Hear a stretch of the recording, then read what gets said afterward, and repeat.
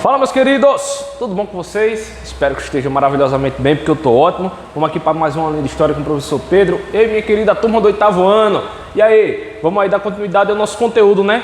Continuidade, como eu sempre digo, né? Em termos de assunto, mas em termos de capítulo é o início de um novo capítulo, capítulo 15, onde hoje vamos falar sobre imperialismo, sobre neocolonialismo, sobre depreciação de territórios e, claro, esse conteúdo está totalmente relacionado ao assunto do capítulo anterior, que qual é? Segunda Revolução Industrial, capítulo 14, foi o que estudamos na aula anterior, né? E quando a gente fala sobre Segunda Revolução Industrial, a gente percebe o quê? O aumento, claro, de uma produção industrial, de maquinários, né? De bens industriais, de armas, né? De armas. As sociedades estão se armando cada vez mais. A gente vê aquele período conhecido como paz armada, né? Que as sociedades que estão se armando cada vez mais, né? Investindo em metralhadoras, em canhões de maior precisão. E, claro, as nações europeias, muito poderosas, estão, claro, fortalecendo seus exércitos e seu poder bélico, né? E isso, claro, vai colocar elas em um outro patamar de poder militar, né?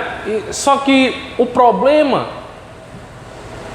como é que eu posso dizer? Um dos problemas de todo esse armamento que está em crescente expansão, ele vai acabar subjugando outras sociedades que não tiveram o mesmo desenvolvimento para alcançar o desenvolvimento europeu, né? Então a gente está falando sobre neocolonialismo, África e Ásia na mira. E o que isso quer dizer, galera? Significa dizer que através da Segunda Revolução Industrial, que vai haver esse grande aumento na produção industrial, vai haver também um desejo de expansão da economia europeia. Significa dizer que os países europeus, a Inglaterra, a Bélgica, a Holanda, a França, a Itália, Portugal, até mesmo Portugal, vão ter a ideia do seguinte, né? De buscar mercado consumidor. Porque eles estão produzindo tanto, que eles vão precisar cada vez mais de matéria-prima para a produção de seus bens. Ao mesmo tempo que precisam de matéria-prima, eles acabam precisando também de quê? De mercado consumidor. Então, eles pensam, oxe, onde é que nós vamos encontrar matéria-prima e mercado consumidor para comprar os nossos produtos? Aí eles miram o olho onde? Nos lugares onde a produção industrial ainda não está muito forte. Quais são esses países? África e Ásia, tá certo?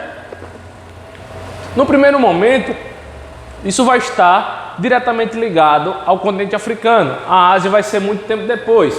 Mas vamos lá, voltar aos conceitos, tá certo? Quando a gente fala sobre a Segunda Revolução Industrial, a gente percebe que essas novidades tecnológicas e industriais, elas acabam permitindo a expansão industrial em ritmo nunca visto antes na história, né? Ou seja, essa expansão em um ritmo nunca antes visto vai ser chamada de Revolução Industrial, né? Segunda Revolução Industrial, porque a primeira Revolução Industrial vai acontecer no século XVIII, não é verdade? Com a substituição da manufatura para a maquinofatura, né? Então essa expansão industrial, o aperfeiçoamento da técnica vai gerar esse período conhecido como Segunda Revolução Industrial, tá? Então, para manter a produção dessas mercadorias, as indústrias elas necessitam o quê? De um alto volume de matéria-prima e também de fontes de energia, não é verdade? Ao mesmo tempo, elas precisam de um crescente mercado consumidor, conforme eu vinha falando agora anteriormente, tá bom? Então, vai iniciar o quê? Vai iniciar um processo de invasão, né? Vai ser a ocupação de territórios estrangeiros e quando eles chegam lá, eles vão transformar esses territórios em colônias, né? Ou também conhecidos como protetorados, tá? Os protetorados são esses territórios que os europeus vão colonizar para formar territórios de mercado consumidor e territórios industriais, tá certo? Então esses países, essas nações europeias, por exemplo, vão ser protagonistas, por exemplo, a Inglaterra, França, Bélgica, Alemanha, Países Baixos, também conhecido como Holanda, Portugal e a própria Espanha, tá certo? Então o que é que vai acontecer? Todos esses países europeus eles vão chegar nesses locais onde eles vão formar os protetorados e vão formar o chamado neocolonialismo. O que é neocolonialismo? Neo vem de quê? De novo, né? Colonialismo, formação de colônias, tá? O que é que vai diferenciar, por exemplo, do colonialismo do início do século XVI no Brasil? Vai ser justamente a forma e os objetivos, né, de ambos os colonialismos. Por exemplo, no período colonial brasileiro, né, o que é que se tinha? Visava expandir o comércio da Europa, né? Tanto é que os portugueses e holandeses vêm para o Brasil com o intuito de quê? De produzir o açúcar, porque o açúcar era extremamente caro na Europa e ia gerar um grande lucro, né? Então isso era o quê? Expansão do mercado europeu. Quando se trata desse neocolonialismo, o novo ele vive expandir o quê? A indústria. Porque a indústria está a todo vapor na Europa. Então ela precisa o quê? De expansão, de novas terras para produção, tá certo? E entre outros aspectos, o que há de comum entre os dois colonialismos vai ser o quê?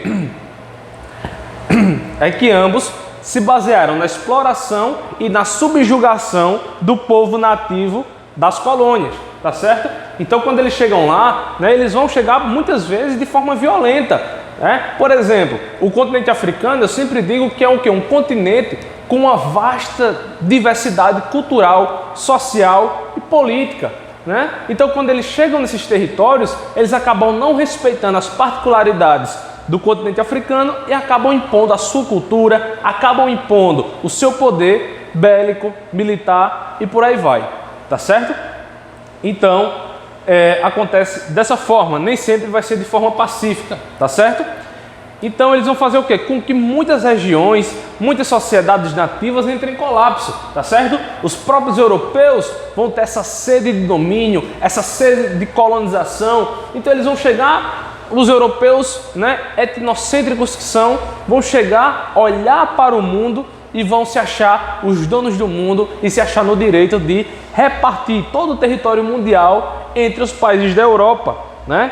Isso vai servir tanto para a América, tanto para a África, tanto para a Ásia, né? A Europa vai virar o quê? Um território de dominação desses territórios, né? Desses outros territórios. A gente pode ver aqui uma própria ilustração dos europeus dividindo o planeta Terra para si mesmos, né? Por exemplo, os caras aqui, ó, os europeus, tudo reunido, dividindo, por exemplo, o continente africano para eles, cada um pegando uma fatia desse território para dominar essa fatia, desconsiderando que o território já tem dono, que o território já tem cultura própria, que o território já tem um sistema político e militar próprio, né? Desconsidera tudo isso e vão invadir e colocar a sua cultura e seu domínio sobre esses povos.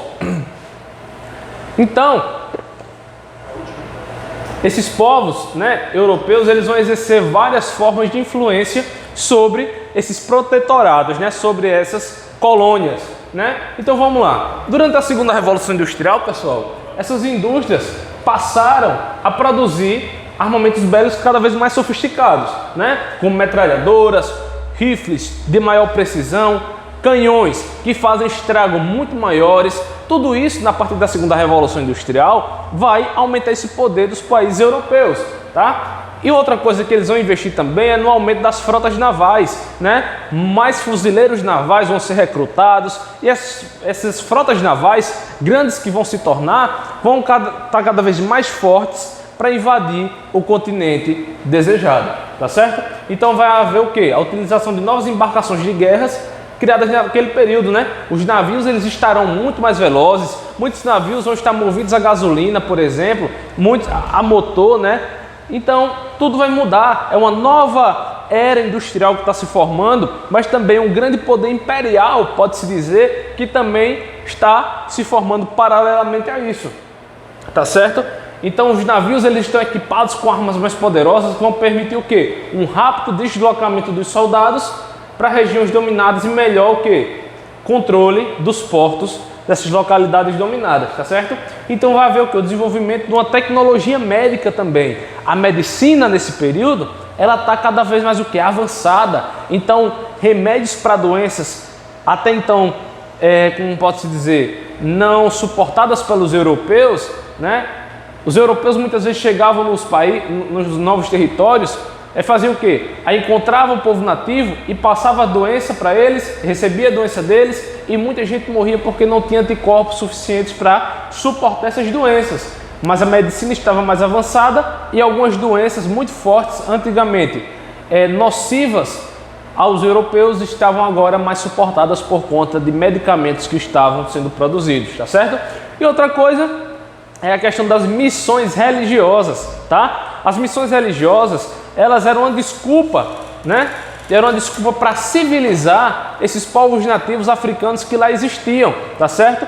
Como eles não eram adeptos ao catolicismo e ao cristianismo, muitos acabavam sendo considerados não civilizados também por conta de suas culturas, por não ter o mesmo padrão de beleza europeu, por não ter a mesma vestimenta europeia, por não ter os mesmos hábitos, o mesmo idioma europeu. Eles acabam fazendo o quê? Sendo considerados povos primitivos, portanto não civilizados. E o que é que vai acontecer? Os europeus vão justificar, através desse argumento, que esse pessoal precisava ser civilizado. Então eles organizavam o quê? Missões religiosas com o intuito de, entre aspas, civilizar esse povo. Isso acontecia de forma nada pacífica, tá certo? Outra coisa que a gente deve salientar é a especificidade da colonização africana e a colonização na Ásia, tá certo? Então aqui, ó, o primeiro continente que a gente vai abordar é o continente africano. Vamos ver como que acontece a colonização desse continente, né? Primeiramente, a gente vai ver que os contatos, eles no primeiro momento não vão ser pacíficos, né? Quando os europeus vão chegar no litoral, eles vão sofrer o quê? Uma grande resistência por parte dos povos africanos, que a maioria deles não queriam essa presença europeia em seu território, mas com o passar do tempo, algumas guerras, alguns acordos que vão sendo feitos, né, os contatos eles vão aumentando com o passar do tempo.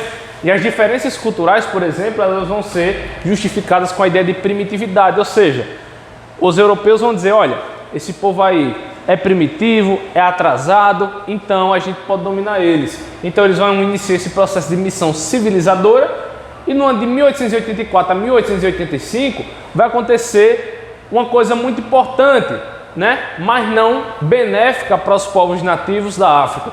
Vai ser a chamada Conferência de Berlim, onde vai acontecer a chamada Partilha da África. E o que isso quer dizer? Em Berlim, na Alemanha, entre 1884 e 1885, os líderes dos países das grandes potências europeias, eles vão se unir em uma conferência na cidade de Berlim, onde eles vão pegar o mapa do continente africano e vão, traçar os territórios onde cada país vai dominar, né? Ou seja, na África existiam impérios, existiam religiosidades, idiomas, culturas próprias, onde os povos se dividiam através de sua própria cultura. Através da Conferência de Berlim, vai haver essa divisão da África, ou seja, culturas, né, geograficamente vão ser cortadas ao meio, povos vão ser separados por fronteiras estabelecidas pelos próprios europeus.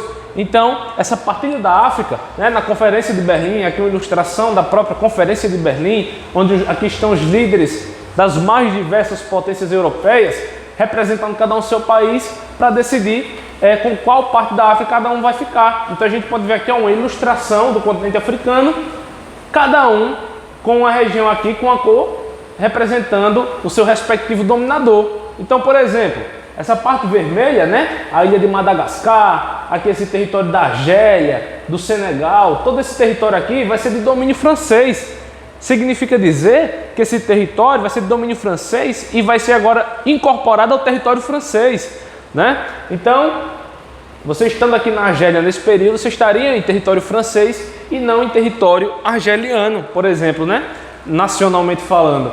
Outra coisa, a Inglaterra vai dominar também grande parte desse território, né?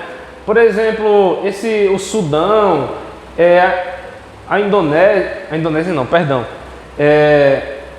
Eu não estou vendo direito esse nome, mas por conta da imagem que ampliou, mas pode-se dizer que esse território dessa cor já faz parte do domínio inglês, né? Outras partes de domínio alemão, português. Esses poucos países em amarelo que são os países independentes, tá? Então esses países aí eles vão sendo incorporados aos territórios europeus que vão dominando, tá certo?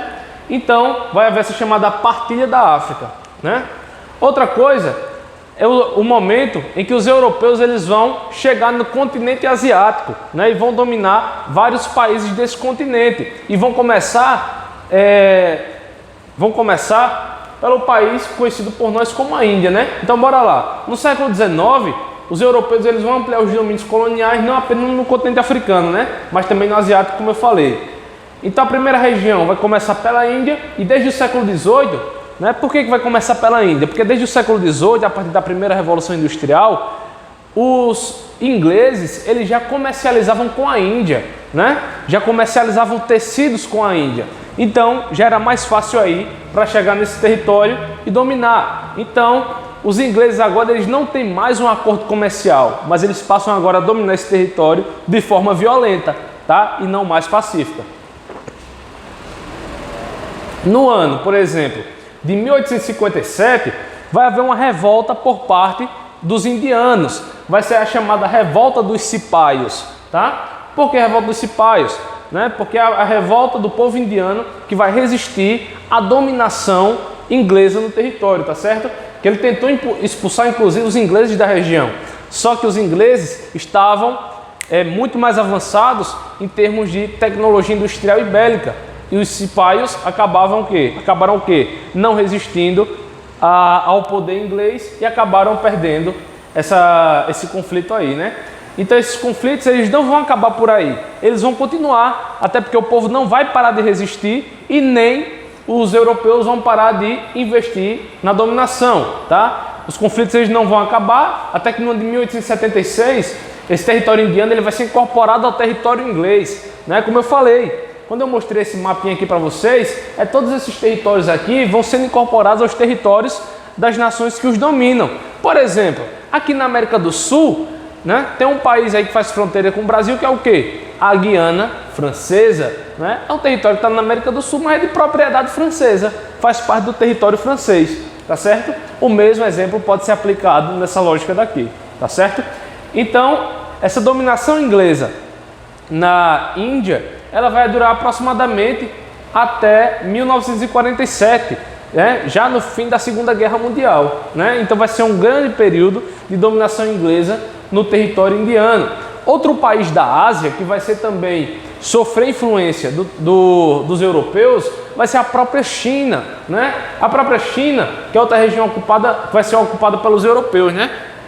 Diferente da Índia, essa região ela não comprava produtos europeus até o século XIX. Percebe-se o quê? Que a Índia já tinha um certo contato, porque ela já comercializava tecidos. Só que até o século XIX, nesse momento, a China não tinha acordo comercial algum com a Europa, tá certo?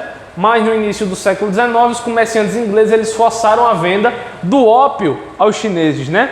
Que é uma droga extremamente forte, extremamente alucinógena e nociva à saúde, levando as pessoas à morte, né? Então significa o quê? Que o ópio é uma droga, né? Que ela é um extrato de uma flor conhecida como papoula, né? Onde as pessoas, quando consumida, ela vai gerar um grande efeito psicoativo, né? Então, por exemplo, os ingleses eles vão ser obrigados a consumir esse produto advindo da Europa. Só que o governo chinês vai perceber que as famílias estão sendo viciadas, as pessoas estão morrendo, as pessoas estão sucumbindo com o advento desse consumo desenfreado do ópio, né? Porque os europeus eles forneciam esse produto à China. Quando é no ano de 1839, vai ter a chamada Guerra do Ópio. E o que é a Guerra do Ópio? É justamente um conflito que vem o quê? Quando os chineses, o governo chinês, vai perceber que as famílias estão se acabando com o consumo desenfreado dessa droga, vai produzir a entrada de ópio na China. Os navios que vinham da Europa carregados dessa droga vão ser atacados pelos chineses, né? Essas drogas vão ser capturadas e todas jogadas ao mar, dando início aí a essa guerra do ópio, né? Porque, claro, os europeus vão resistir e a população também vai resistir porque queria consumir, pois estava a maioria das pessoas viciada, tá certo? Então os ingleses eles saem vitoriosos nessa chamada guerra do ópio, né? Saem vitoriosos E o território de Hong Kong, por exemplo, a partir desse momento, vai se tornar uma colônia inglesa, né? Hong Kong é a capital da China, né? É uma ilha, a ilha de Hong Kong, né? E vai ser o quê? Vai se tornar uma colônia inglesa e só vai se libertar no ano de 1997. Ou seja, tem pouco tempo que essa colônia foi desmembrada da Inglaterra, não é verdade? E em 1889, ano da proclamação da República no Brasil, o que é que vai acontecer? Vai ter a Guerra dos Boxers, né? Os Boxers eram um grupo de pessoas chinesas, né, que vai lutar contra a dominação europeia. E os europeus vão acabar vencendo, a China vai sair derrotada e é obrigada a fazer concessões às potências industriais e vai ficar cada vez mais dependente, dos europeus, tá? Então, pessoal, o que é que vai motivar, o que é que vai dar consistência à justificativa de dominação europeia no continente africano, né? E tanto asiático também, mas principalmente no continente africano? Vão ser chamadas teorias raciais e a justificativa do neocolonialismo, tá certo? Essas teorias raciais, pessoal, elas aconteciam no sentido de justificar o porquê, entre aspas, de o povo africano ser inferior ao povo europeu, né? Então vai surgir um fenômeno aí conhecido como darwinismo social, né? A gente percebe aqui, ó, a imagem de Charles Darwin, né? Onde nesse mesmo período Darwin vai estar publicando o livro A Origem das Espécies, né? Onde a principal tese que predomina é o quê? É que os mais fortes, né? As espécies mais adaptadas ao meio, elas sobrevivem e evoluem cada vez mais, né? Então vai haver uma espécie de darwinismo não natural, mas darwinismo social, onde os africanos eles vão ser considerados inferiores intelectual e culturalmente falando em relação aos europeus, tá? Então os europeus vão o quê? Se encarregar, entre aspas, também de civilizar esse povo africano, tá certo? Vão pegar a teoria de Charles Darwin e vão inverter a lógica e colocar aí para subjugar outras sociedades. Então, por exemplo, várias teorias racialistas vão surgir no século XX com o intuito, no século XIX e século XX, com o intuito de o quê? De justificar que o africano, que o negro é inferior ao branco, né? Por exemplo, aqui temos um macaco, né? Um chimpanzé, e acima o crânio do chimpanzé. E eles vão comparar o crânio do africano com o crânio do chimpanzé para dizer que eles são o quê? Próximos, né? Dizer que o africano está próximo da animalidade e que ele é inferior ao europeu, né? Então muitos teóricos vão justificar muitos escritores teóricos vão justificar, vão propagar essa lógica racialista aí, né? Um grande teórico, né, que vai contribuir também com esses pensamentos vai ser o próprio Monteiro Lobato, escritor aqui brasileiro, né? Um próprio filósofo que a gente trabalha em filosofia, né? Um cara chamado de Hegel. Não sei se vocês já viram em filosofia, mas se não viram ainda vai ver. Hegel foi um dos maiores teóricos que escreveram sobre as teorias racialistas, buscando justificar o porquê de os africanos serem inferiores aos europeus, tá? Então, vão ter aí essas teorias racialistas, várias delas, tá? Por exemplo, a gente tem essa mulher chamada Sara, eu esqueci o sobrenome dela, mas Sara era uma mulher africana que ela foi o quê? Ela foi capturada na África, levada para os Estados Unidos e lá, Sara, ela era exibida nos teatros como uma selvagem, que ela era presa na jaula, ela simulava ataques ao chamado domador, né? E essa mulher era exibida em teatros, era abusada sexualmente e por aí vai, né? Simplesmente pelo fato de ser negra e por ter as nádegas mais avantajadas, né? Então ela foi exibida em teatros, em zoológicos também, e isso foi uma história real, né? Tem até um filme que retrata a trajetória dessa mulher, o filme se chama Vênus Negra, né? Que conta a história dessa mulher, da Sara. Aqui é uma cena do filme, por exemplo, né? Então ela foi abusada, ela foi maltratada, foi exibida em teatros porque não era considerado um ser humano civilizado, né? Essa mulher ela vai morrer lá nos Estados Unidos e o corpo dela, por exemplo, ele vai ser transportado para a África do Sul, que vai ser resgatado por Nelson Mandela em acordo com Barack Obama, tá certo? Então, isso é só um exemplo para você ver que isso não está muito longe, isso é recente, tá certo? Então, vai haver muita luta e muita resistência contra a dominação neocolonialista, tá certo? Primeiramente vai ter a organização de revoltas contra os dominadores, né? Eu troquei a letra, mas é dominadores. Fuga para regiões mais distantes, ocupadas pelos europeus, protestos e até mesmo boicotes, tá certo? Muitos povos africanos e asiáticos, por exemplo, eles vão lutar para preservar a sua cultura. Porque quando o europeu chega no continente africano e em qualquer outro território que ele vá dominar, ele chega com o intuito de implantar a sua cultura naquele local, principalmente a cultura religiosa, tá certo? Só que muitos povos vão resistir a essa dominação e vão conseguir preservar os seus costumes, tá certo? Então vai ocorrer, por exemplo, muitas revoltas armadas contra os europeus. Um exemplo disso é a que vai acontecer lá na África do Sul, uma revolta organizada pelo povo Zulu, tá? O povo Zulu é um povo nativo, um reino africano lá do território correspondente hoje ao território da África do Sul, tá? Antigamente ainda não existia o território conhecido como África do Sul nesse período. E o povo Zulu foi um povo que se organizou militarmente contra os europeus, né? Na Netflix, até recentemente, tinha uma série que mostrava a trajetória do reino do rei Shaka Zulu, né? Que foi o cara que revolucionou as estratégias bélicas lá dentro da África, né? Eu fui olhar se estava na Netflix ainda, mas isso não está mais não, né? O Shaka Zulu foi o cara que revolucionou as táticas de guerra, né? Mudou a qualidade das lanças, aumentou os escudos, aumentou os avanços táticos, né? Então significa dizer que o povo africano não é um povo primitivo, muito menos atrasado, né? Isso é uma tese muito ultrapassada, né? Então, essa situação semelhante vai acontecer também em 1857, quando os setores da sociedade indiana vão se revoltar também contra a dominação africana, tá certo? Contra a dominação europeia. Então, o que vai resultar todo esse neocolonialismo? Quais são as consequências que vão acontecer com base a partir dessas invasões, tá? E desses colonialismos aí? O que vai acontecer depois? Primeiramente, uma grande mudança nas nações dos dominadores e nas nações dominadas. E quais são essas mudanças? Primeiramente, nos países que dominaram, vai ter mudanças industriais, porque o avanço colonial vai fazer o quê? Crescer o poder econômico. Um momentinho. Vontade de espirrar. Para aqueles que estão colonizando, vai haver o quê? Um alto desenvolvimento do seu poder econômico e industrial.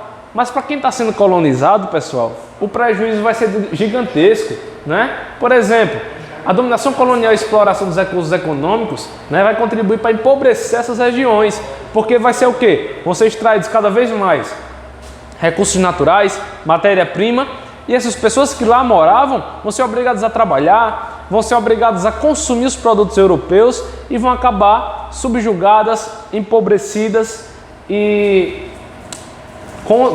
muito mais subdesenvolvidas, né? Tanto é, quando a gente olha hoje para as sociedades africanas, a gente vê uma sociedade mais empobrecida do que o próprio Brasil. E por que isso acontece? Justamente por conta desse neocolonialismo que vai causar grandes impactos que vão refletir ainda até os dias atuais, certo?